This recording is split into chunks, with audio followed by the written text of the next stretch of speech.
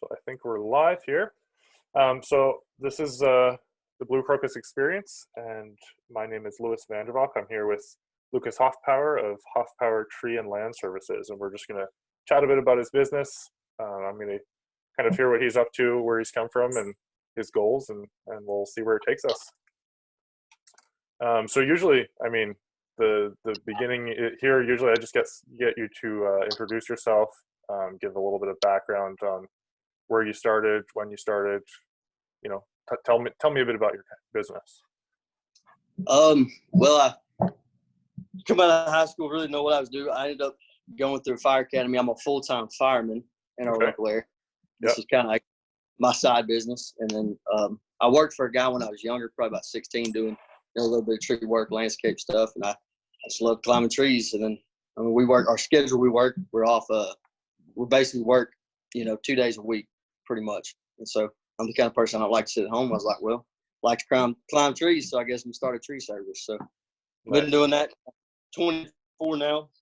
So we're doing it started cutting trees when I was 18. Been doing it since 6 years now. That's awesome. So you say you've got like 2 days a week that you're actually working on the tree and landscaping stuff? No, I work that usually about 4 days a week, and then I'm on shift at the fire department 2 days a week. Gotcha. So is it residential fire or wildfire? No, it's residential, city municipal fire department. And where are you located? Just to kind of get everybody up to speed. Southeast Texas, Beaumont area. I guess it's an hour east of Houston on I-10. Gotcha. Awesome. Okay. Well, that's kind of the bare bones of where you are and what you do. Talk to me about, how it's been, how the journey's been, any struggles that you've had, kind of growing the business. Biggest thing was learning, obviously how to bid work. That was a huge thing for me. It was either I was bid too high or bid too low. And if I bid it too low, I'd end up losing money on the job and getting mad. And it was like, man, I'm done with this. I don't want to do tree service anymore. I'm not making any money. And, that was the biggest thing for me. And get my name out there, which was actually fairly easy. Yeah. Easier than I thought. I don't have any background experience in advertising or any computer stuff really. So it was, I got in contact with somebody that knew how to do that, and that was pretty easy. But just the bidding work and figuring out, logistics wise and how to get work done efficiently and not lose money doing it. Yeah. Talk to us a bit about what you did do to get your name out there, because I know that a lot of people are starting up there. That is a big struggle usually.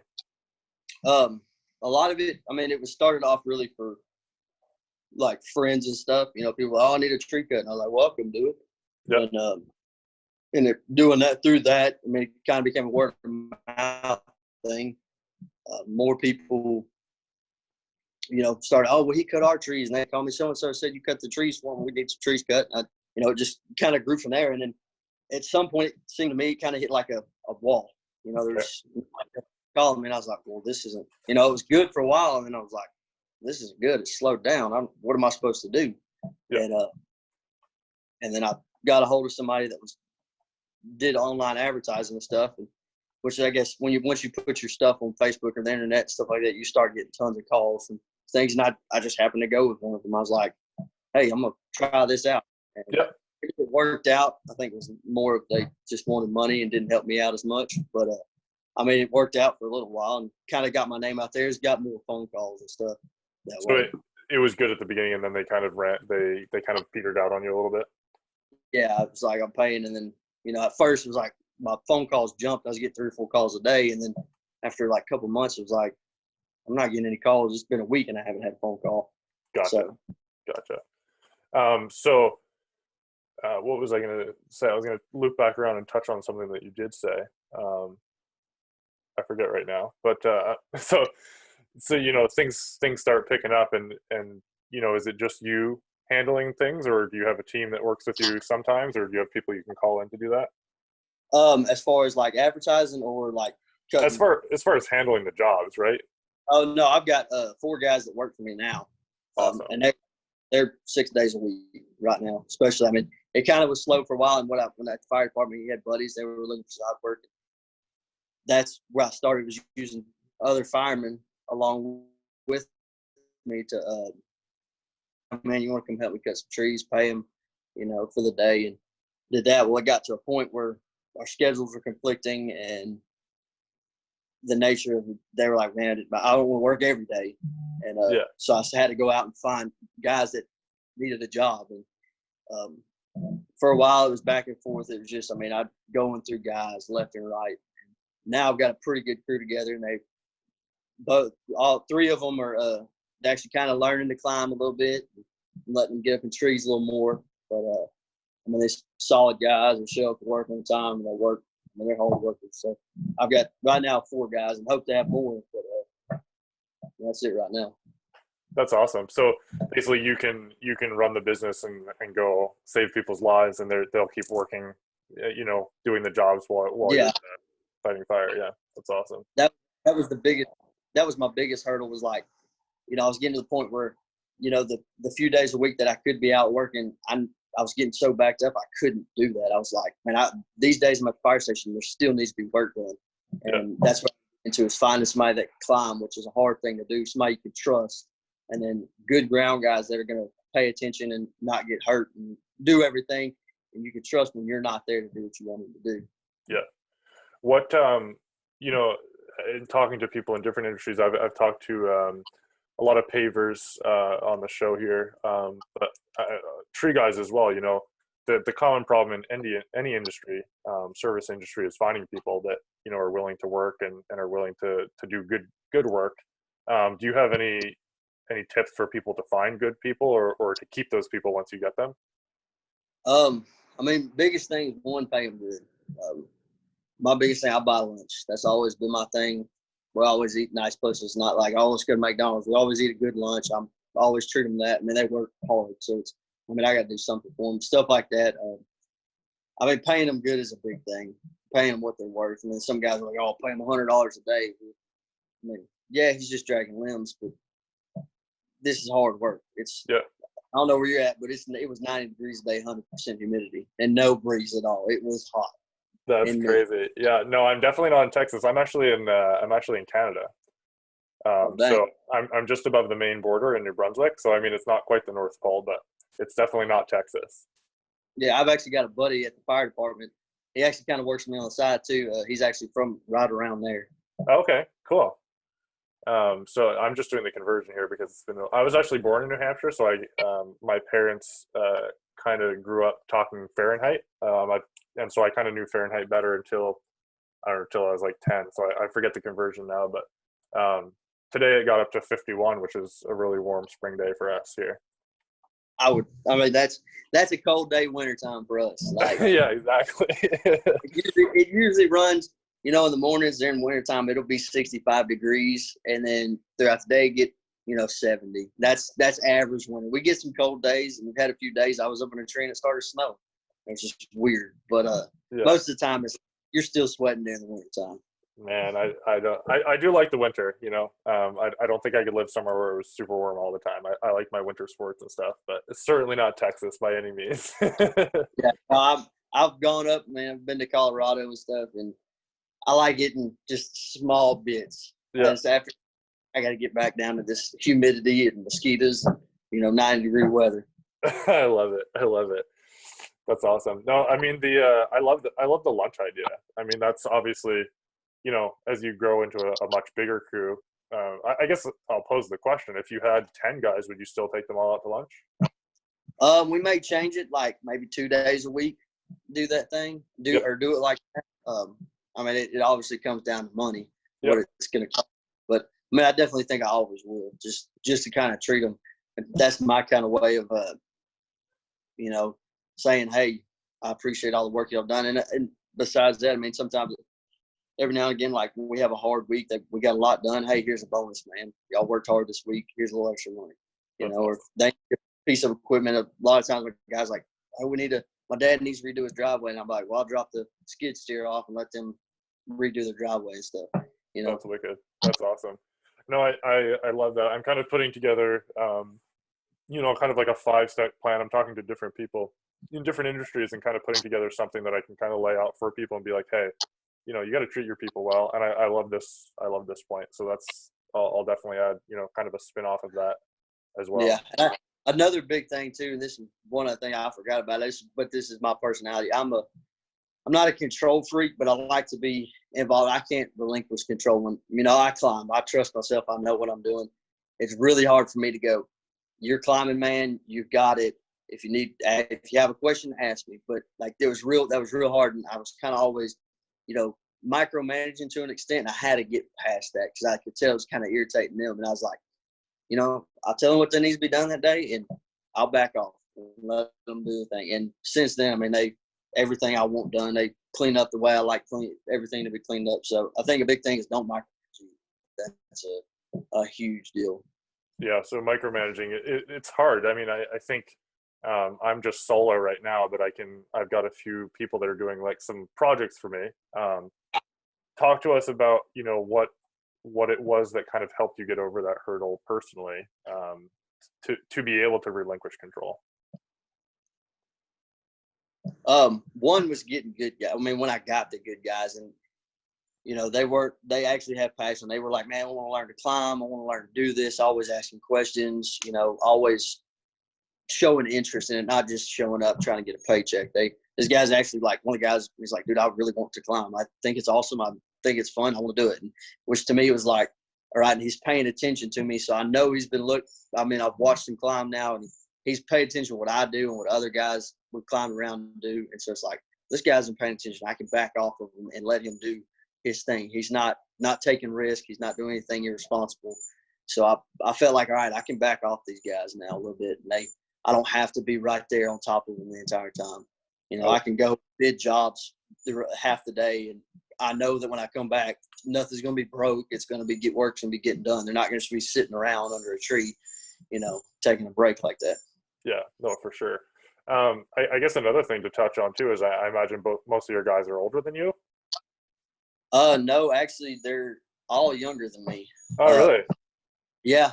Well, a few guys that work with me off and on, some buddies that, every now and again, hey man, can I come work with you? They're older than me, but the 4 guys we got now, they're all younger than me, which is kind of weird. It's like I'm pretty young myself. It's like, how do I end up with younger guys? But I mean, that's just the way it's worked out. That's awesome. No, I mean, I'm 27, so I mean we're similar age, but I mean to find people that are hungry to work and know how to work, that's really good that you found those people. And I mean, you're doing what you can to keep them as well, which is I think really important. I know one of them. He's not going to stay. He's going to college. He's going to do something with the plant industry around here. So, I mean, I understand that. But while he's there, I mean, I'll make it worth his while. Yeah, exactly. On his days off, he'll be able to do a little side work himself. Climbing trees. Yeah. No, exactly. That's awesome. I remembered what I was going to ask you. When you're starting out, what sort of savings did you have? What did you do starting out to kind of get things off the ground? Was it just, a handsaw or did you buy a chainsaw and a truck or? Well, I bought, I had a pickup truck already. I mean, I've always done stuff kind of like, farming stuff out in the country.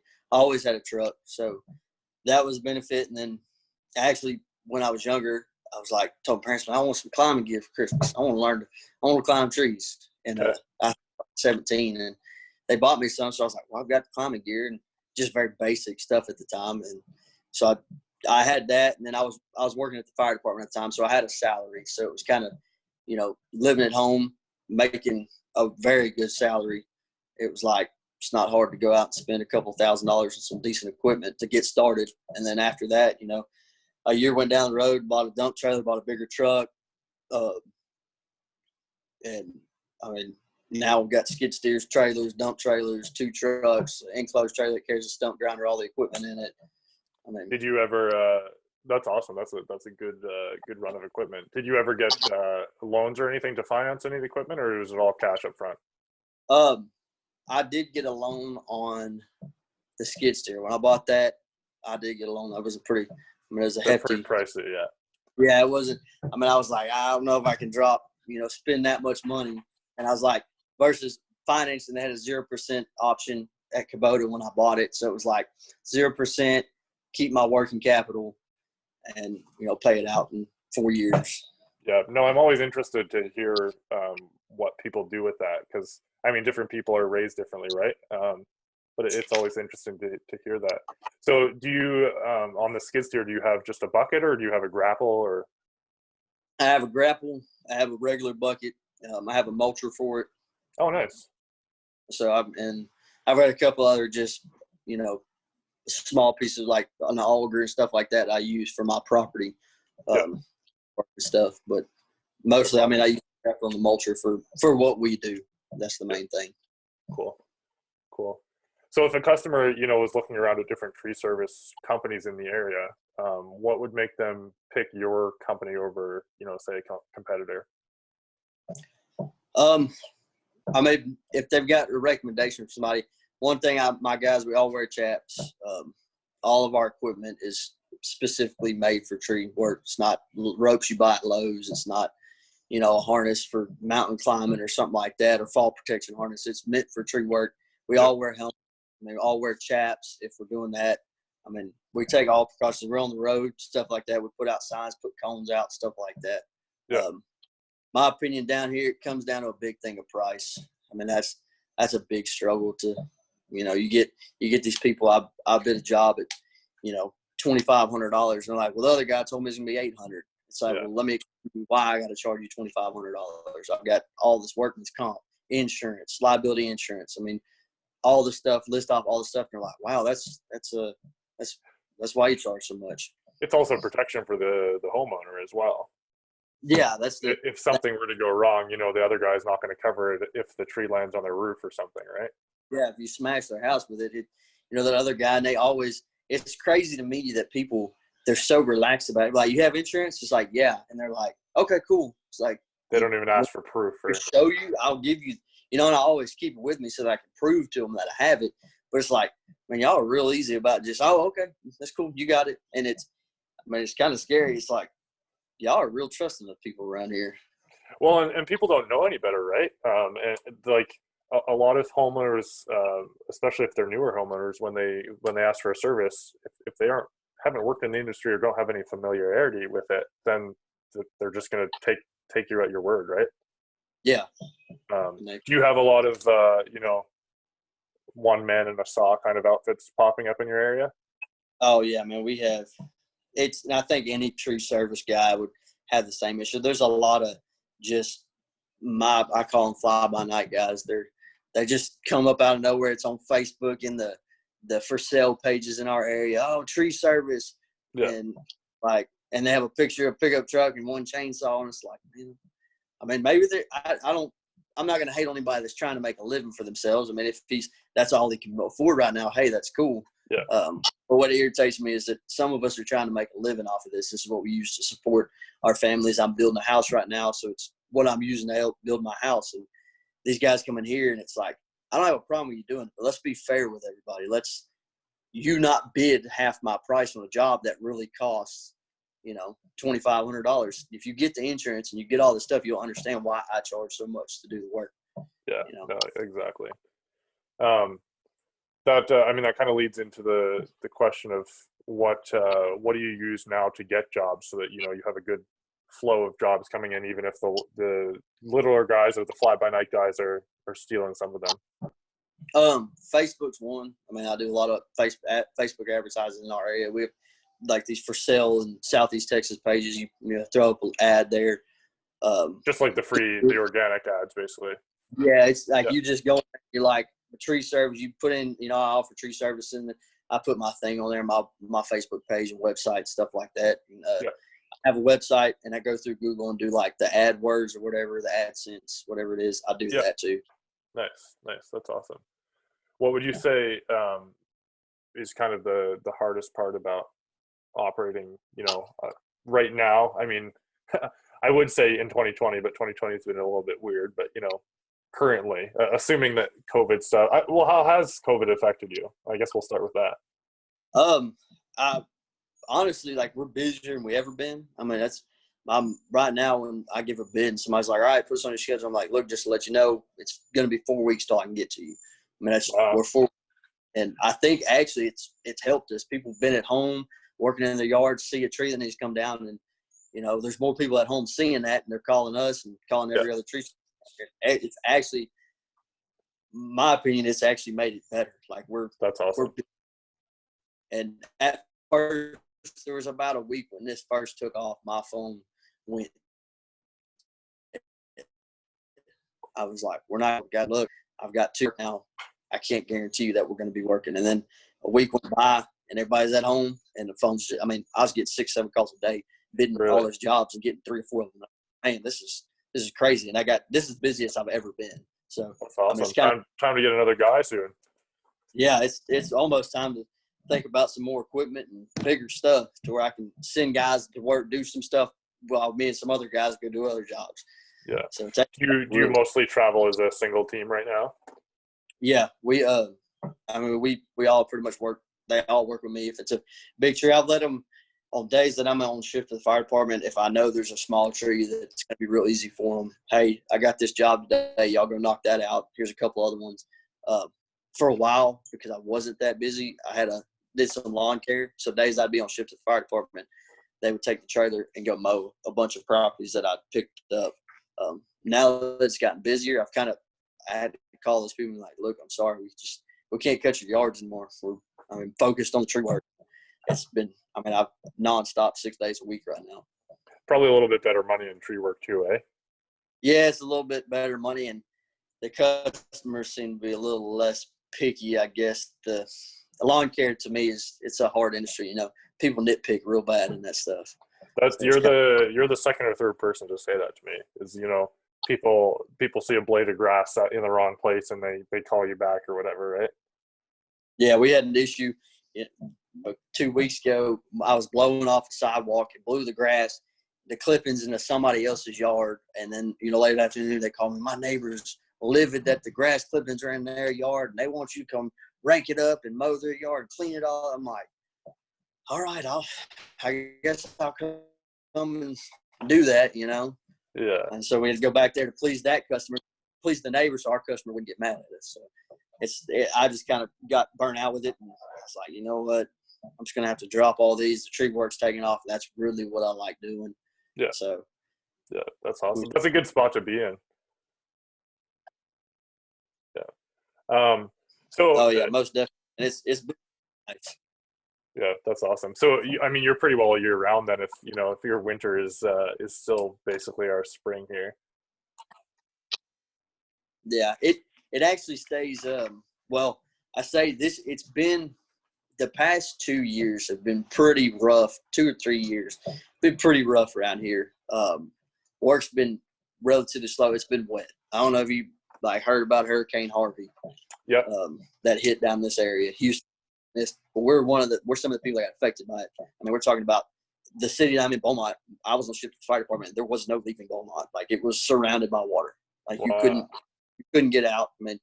And from then on until 2 months ago, it rained. There was 2 or 3 weeks throughout this 2 or 3 year period that didn't rain. Really? It's been extremely wet. And I bought a skid steer right before all that happened. And if ground's wet, we just can't put the equipment back there.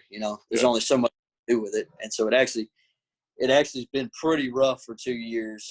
We've been busy, but just haven't been able to really just hammer out jobs and be fast and efficient with it because of the fact that everything had to be done with a dolly. Sure. Yeah, no, exactly. And it takes a lot more manpower to make that work, for sure. Mm-hmm. Cool. So yeah, just to kind of wrap up, I usually, I ask a couple of questions. First one, what are your goals for this year? I know there's a bit of uncertainty with everything going on, but what are your goals for this year and, moving forward? We touched on it a bit about, you'd like to hire some more guys and get some equipment, but maybe talk a bit about that. I want to hopefully get to where I can justify having another crew, that I know I can keep them working, full time. Maybe during the winter have to drop down to one, but if I can throughout the summer keep 2 crews running, Definitely want to get a bucket truck. That's kind of been in the works here pretty soon that's going to happen. Nice. I mean, I really want to double in size. I mean, if it stays the way it's going, which nobody knows what's going to happen. If it stays the way it's going, it'd be pretty easy right now. Just because everybody is, like you say, stuck at home looking at their eyesore trees. Yeah, and they've kind of, I guess, Texas just opened up. They kind of sending people back to work, 25% capacity on restaurants and stuff. So people are going back to work, and I expect it to slow down some. Yeah. That's just the longevity of what's going on right now. Is it, everybody's kind of, oh, well, this isn't no big deal. It's short term, and well, some people may not go back to work, and so how is that going to affect me? So it's up in the air. I mean, maybe this year try to get another crew on, not go too far, not put myself, too much ahead and go, oh crap, this isn't working out for me, and have to take a step back. Yeah, right now. Yeah, exactly. That's sounds like a good plan. I mean, it sounds like there's opportunity to grow, but obviously make educated risks. Yeah, no, most definitely. Yeah. And then, kind of to wrap up, I always ask people what tips or final thoughts would you have, either for someone starting out or for people currently in the industry, or, just anything you want to kind of wrap up with? I mean, I think anything in like lawn care, landscape, tree work, stuff like that is the biggest thing. My biggest problem that would happen is I love to climb trees. I love cutting trees. I love everything about it. I mean, to me, it's just fun. Well, I enjoyed it, and it's kind of, it's like people always say, if you really you want to hate something, make it your job. Don't get me wrong, every now and again, somebody will call me like, I need you to come help us with a tree job. Just need a climber, and I'll go help them. And to me, that's just like, all I got to do is show up, cut the tree down, load my gear up, and go home or go back to work. And to me, that's always been that's like, I don't have to deal with any of the logistics, trying to bid the jobs, trying to make sure that we're on time and get stuff done. Just that in general is, if you really want to do it, get some advice, talk to somebody that's doing it, and figure out how to bid jobs, crunch the numbers. So you're not losing money and getting mad about it and going, well, I don't want to do this anymore because I'm losing money. Yeah. I mean, I think that was one of my biggest struggles, is when I was bidding work, because I was like, well, if I bid it cheap and I get it, we're working. Yeah. Well, we're losing money. Yeah. So it's better to not get the work than get the work and lose money. Sure. That's the big thing. That's what ruined me. At first, I kind of hit a dry spell. I was like, man, I don't want to do this anymore. I'm done. And then I was like, no, I just got to bid the work higher. I got to be more efficient and make more money doing it, not lose money on every job we do. Yeah. For someone starting out, how did you turn that corner? Did you go to a mentor, or did you just kind of talk to people in the industry? Actually, we have a really good friend of ours. He started a huge concrete company in this area. He sold it, went back to work for that concrete company. He sold it to as like somebody to help them, because he's really good at it. And he's always told me, I went to him, I was like, look, this is the deal. He said, first off, not everybody's your customer. There's some people that just are not your customers. There's some people that you'll give them a price, but so-and-so does do it for half the price. Well, I'm sorry, this is my price. If you don't like it, I've gotten to the point now. I used to, when those people do that, instantly, okay, well then I'll do it for this price. Yeah. Now I'm like, this is my price. If you don't like it, you can't afford it, I'm sorry. This is just, I have to make money. I got guys I got to pay. I've got bills. And that was the biggest thing, going to him. And he always told me, he said he'd rather have, 10 people with 100-yard pours than one person with 1,000-yard pour when he's doing concrete. He said, these little jobs, this is your bread and butter. You're getting more time, more people you get to see. If you're just one person on a big job, yeah, you're going to make a ton of money, but you're not out there that much. You know what I mean? Right. I mean, the commercial work is nice, but it's not as good as the homeowner. Like when I'm working on a commercial job and I'm in a parking lot somewhere behind a building, nobody sees us. But I'm in a neighborhood, our trucks are on the side of the street, and they see our shirts and hats and stuff. They're like, oh, Hoffpauir's tree service. I need a tree cut, and they end up calling me. So, yeah, I think, don't go after the big jobs. I mean, the small jobs is what's going to get your name out there, get the people seeing you and seeing the work you do. And that to me is the biggest thing that helped me, is when he told me, is that go for the small stuff, the little jobs. And And after I started really, okay, I kind of turned out that ain't enough money. I don't want it. Yeah. And then when I started doing them, it's like, wow, one, the little jobs, they're not much money, but you do 2 or 3 of them a day, and then you do 10 of them a week. You're like, wow, it's pretty good money. It's not It adds bad. up, right? Yeah. But I got to see a ton of more faces and got my name out there a lot quicker doing that. That's awesome. I think that's a great point of advice for any industry, really. You know, find your customer that suits what exactly you want to do, figure out the price, and then just turn everybody else away. You know, there's someone else that's going to do the job for them, and it's not you because you can't make any money, right? Yeah, I mean, there's no point doing it if you're going to lose money. I mean, exactly. Oh well, I may get another job out of it. You may, and you may not. I mean, I've done that before. We'll probably get a good job out of this. I do it, nothing happened. Crickets. Like, well, Yeah. So, was it worth it? Probably not. And that's my biggest thing is just stick to your price. If you're like, this is what it's going to cost me after you figure your numbers, and you're like, it's going to cost me $2,500. Don't back down from your price. Don't let the person bully you into dropping your price just so that you can get the work, you know?